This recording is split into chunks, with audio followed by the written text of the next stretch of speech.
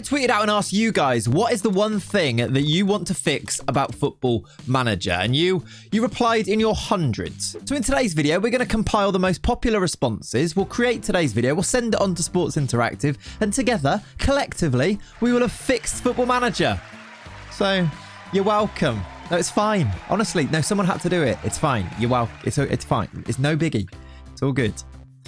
Come on. So this was the tweet that I tweeted out. It says, you can fix one thing in Football Manager. What are you fixing? I'm sorting out promises. We'll come on to why I think promises would be my one area of the game that I think needs fixing, because I don't think it works in the way that I would like it to. Anyway, we'll come on to that. But we'll start with today's video with this response from Jack. Work the space. We know him. What a legend he is. He says, resizing of columns on the squad screen. And this actually got 349 likes and 16,000 views. It's a really small area of the game, but I'm right on board with it. In fact, I haven't even liked it. I'm going to like it right now because I do agree. It's really annoying because this always happens in my videos. And I always get you guys in the comment section trying to tell me how to fix these things. It doesn't work. It doesn't work. And let me show you that today. If we jump to the game, this is so frustrating because it usually happens when you put in your custom views. Now, if I was going to go just onto like general, I've just got like, let's say general info here. These are all set up nicely and you can, you know, drag them along and things like that. You end up with a huge transfer value thing here. But as soon as you put your own ones in, so this is my squad view in here. I like it a lot because it has all of the things that I need as well, you know, as well as the training roles here, so that when I know what system I'm playing, I can put in, you know, I want you to train as a sweeper keeper on support, for example. However, I've actually got a really big XG bar at the end of here, which doesn't need to be as big as this. But whenever I try to change it, it kind of like I want this to be small, and then it becomes really tricky. And then look, the arrows don't come up when I want them to, when I'm dragging along and makes goals and things. And everyone then always says, and I move things around, and everyone always says when I'm streaming or when I make a video about this, they always say just right click and do the auto size all columns feature. But when you do that, it moves things that you don't want to move. And I don't want this to be as big as this over here. I want these to be over. So then as soon as you make them a little bit smaller, you then, now why can't I make, why is the thing over here, then you have your big XG one. Basically it all breaks, and the resizing of columns breaks things all over the place. One of the worst parts of this is on the tactics screen here when you're trying to fit in. I've actually got, I'm pretty sure assists is on the end of there, but you can't get it to fit in because I can't get it to go in there. And look, there it is, look, just kind of peeking off the end. And as soon as you get it to the right place, now I can't see all the positions which I want to be able to see. As soon as you get it to be there, the next time you go back, it's moved. Or if you then go and try to click the auto sizing feature. Well, I mean, what's that? Where's the goals gone now?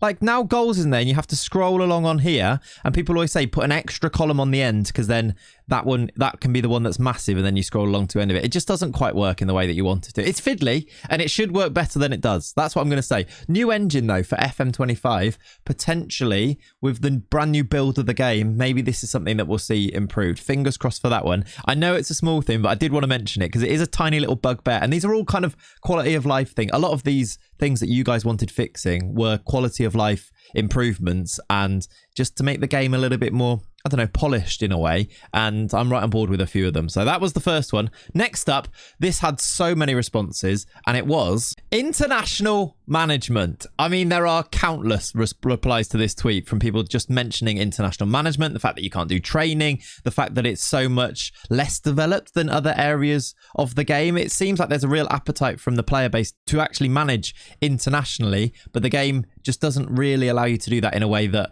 I think is properly rewarding, like it is when you are managing in the club sides. Now, I'm going to throw up on the screen here some of your other responses so that you can see just how many people were asking for improved international management.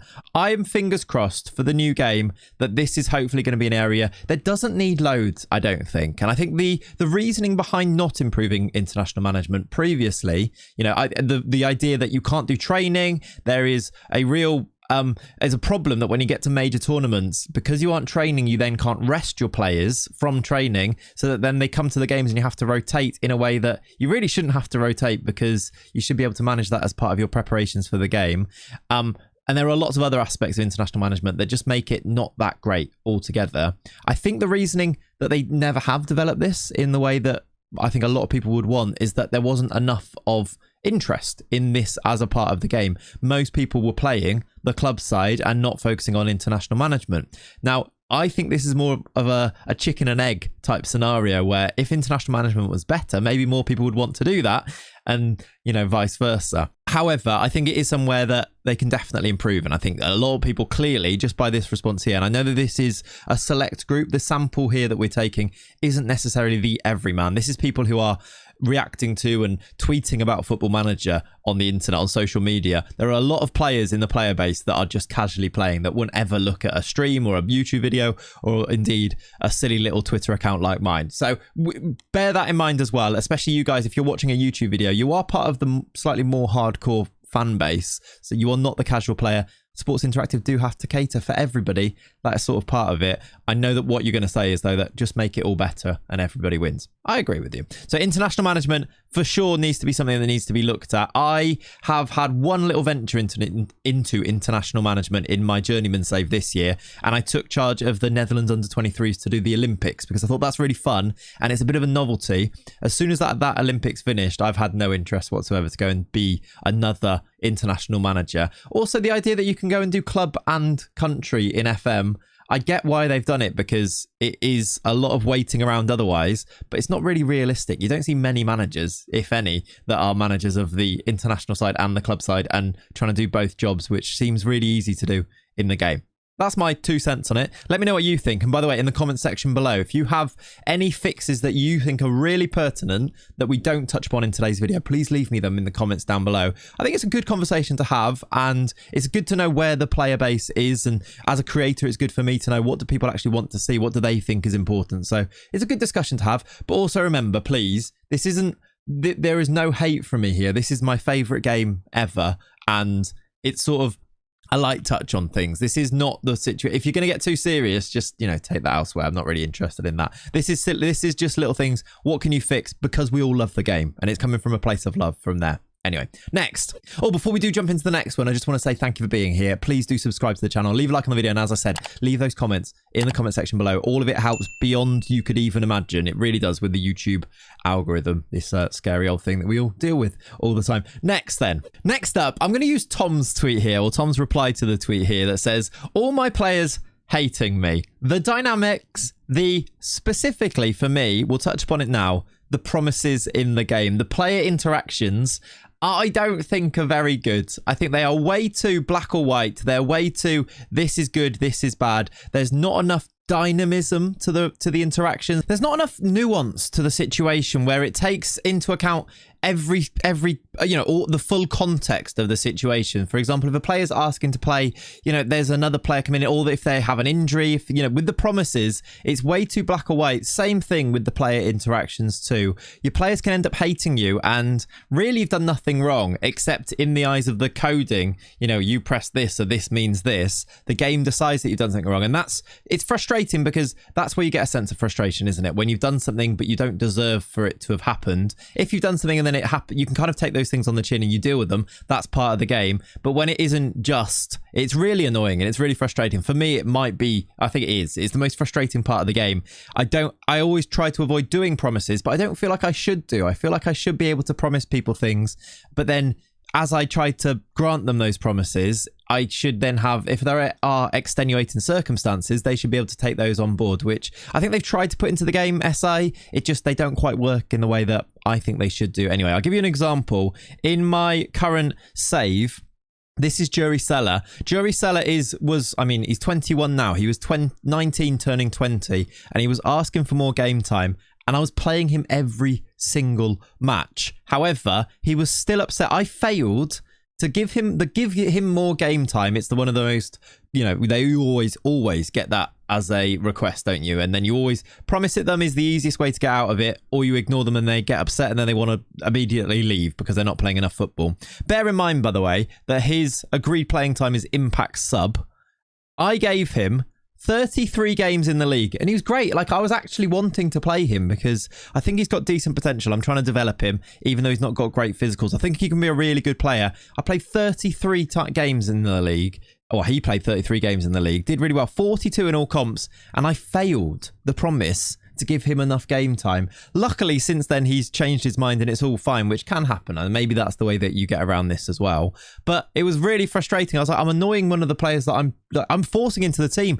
I don't think he was quite good enough to be playing, but I was forcing him in to try and develop him. And yet I still failed the promise. There's one that's going on right now that is also annoying. If I go to my promises, yeah, Eugenie Escaralia, it says, look, he's failing it. This is the second time it's come through. 46 days left on it. It's like 200 days when you first give them the promise, and you have to make sure you give them the right amount of playing time in like 200 days. I gave him enough playing time. If I show you here, look, at the moment, bear in mind he's disappointed. He played 28 times in the league, 20 starts, so I sort of do understand that. 30 games in total, but I think he was squad player, and yet he then failed it, not because I stopped playing him. He failed it because he got an injury. He got a moderate injury, was out for 2 weeks, didn't play in this time. And I think in quite a short amount of time, look, he missed a few games or something. The injury basically meant him that he didn't pass I didn't pass the promise. And yet instead of going, oh, it's all fine then because I played enough before that, it just extended it for another 200 days. Maybe it was actually an injury before that. Maybe it was this major one last year or something. I'm not sure. Maybe it was this moderate one. Either way, it didn't just cancel the promise. It extended it by 200 days. So again, I had to force him into the team, even though he wasn't necessarily the player that I wanted to start. But I gave him enough games to pass the promise. Then he got injured, and then I have to just keep doing it for even longer. It seems a little bit like I should be able to talk to him and go, okay, you've had the injury now. Let's see how you're doing again afterwards. And there should be a bit more, I don't know, subtlety to these things and a little bit more context to these things. I don't know. I'm ranting. I'm very, very aware of this, but lots of you did sort of agree that players becoming upset with you, the promises, the interactions, I think it's something that SI need to look at. Next up. Next, I've put in realistic transfers. I think, again, so many of you replied about making the transfer dealings that other clubs do, the dealings or the amounts that teams are asking for when you're trying to buy their players. Make it a little bit more realistic. This person here says realistic transfers, stop clubs spending huge money on someone and then barely playing them at all. This is actually something they've talked about bringing into the game, I'm sure, at some point, which is the squad building aspect of the AI. Not just to try and sign all the best players, but to try and sign players that they can become backups and eventually get into the team, and they plan the squad out over a number of years. I'm not sure we've quite seen that in a way that it could be yet. So I think this is a fair point to make. Then they might even somehow sell them on for a profit, just stuff that looks so FM and not remotely realistic. It does still happen, doesn't it? Lots of you also complaining about the fact that if you went to go and buy a player, their price is way over their asking price, and yet when teams come to you to try and buy your players, when you're trying to sell players, they will only offer way below their values. It's frustrating. I don't hate it as much as some people do, I'm going to admit, because otherwise the game would be even easier than it is. And I think it is already really quite easy to manipulate the transfer windows and the transfer market to bring in players for cheap, sell them on for massive amounts. And that's not too difficult in my view.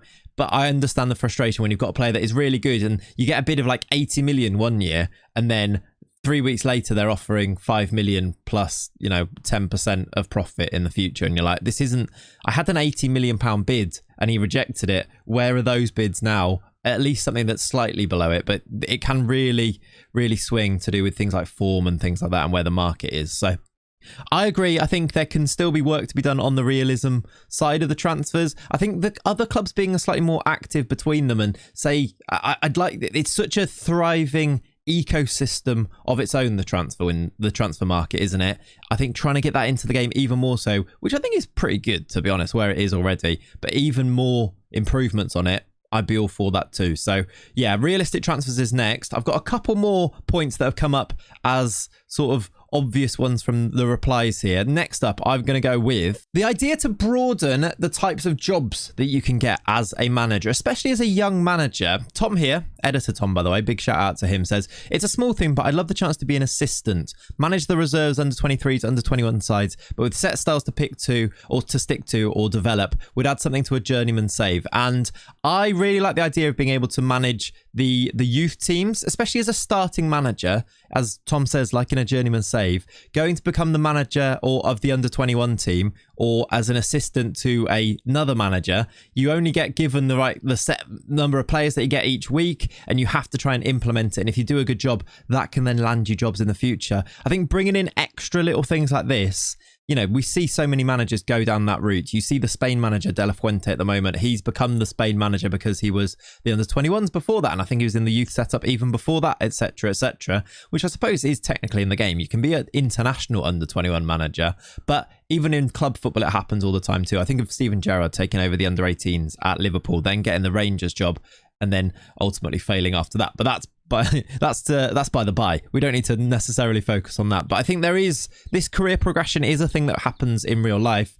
If it was available a little bit more in Football Manager, I think that's only a good thing, especially when next year we do have the women's game in there as well. Being able to come across both sides of the game there is going to be quite a cool feature. But if you could bring this into, I'd be quite for it. You know, there are ways that you can do this as well, just to mention too. In Spain and places like that, you have B teams, which are technically separate entities, and you can go and manage those. So there is a way that you could try to do this. However, I think there's still scope to improve it even further. And as you can see by the replies even to this tweet, there's quite a few people who agree with Tom that this could be cool to have in our game. So yeah, I like it. Could be a cool little fix. And then finally, my final fix is the beards. Well, no, not specifically the beards, but actually loads of people did say new gen faces.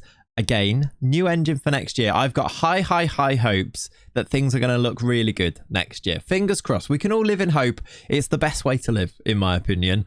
But loads of you didn't just mention specifically the beards, although they do look really wiry, don't they? Like when you put a beard on your manager in the manager creation screen, it looks like wire on the face. It isn't great. And new gens as well, definitely something that can be fixed. Hopefully will be fixed, as well as all the other fixes that we did mention before. Before we do finish up to today, just going to scroll down some of the other responses and pick out one or two that I think you may find interesting. Arthur here says, it would be amazing to see the potential of a staff member. I like this one. We don't see, we know that staff members do improve, but we don't see this. Dynamic potential, I think we always talk about this. I think having a potential that is stuck and doesn't account for players, having a really good season, then developing from there because they're in the perfect environment. I think that is something that I think we could definitely see. We have some dynamic potential, don't we, on some players, but not on all. I like this one from Kobod Rune. He says, it's make it possible to obtain a coaching license even without a club for a fee. So if you're a young manager and you don't yet have a job, you will be able to go and do your coaching badges without a club paying for them for you. So that's one way that maybe that could, I quite like the idea of this. Don't know how you would do it so that you would include the fee, but I think that being a thing that you could do, like maybe it just takes longer without being paid for by a club. So if you're out of work for ages, you can take a long time, but you will eventually get a coaching badge, which can help you to get better jobs. Your rep won't go up, but your coaching qualifications will do. I like that as an idea. Jay here says the tactic screen you're having to move a player to a new position and it's snapping back. It is frustrating, isn't it, when you're trying to put like a player. In fact, this is a great example of it. If you've got two defenders like this, trying to put in a third defender in the middle, it does that sometimes, right? Did you see how I almost perfectly aimed it in the middle, but instead of it going to a third defender like that, it swapped them, and that's just frustrating. So it's a little thing, but Jay, I agree with you. It's really annoying. And to finish up, Thomas says the aliens. He would fix the aliens. So, not quite sure what he means, but he is a Doctor Who fan. So, that's where we'll leave it for today. Thank you very much for watching. I hope you have a lovely rest of your day. Subscribe to the channel and watch out for those aliens. See you next time. Bye-bye.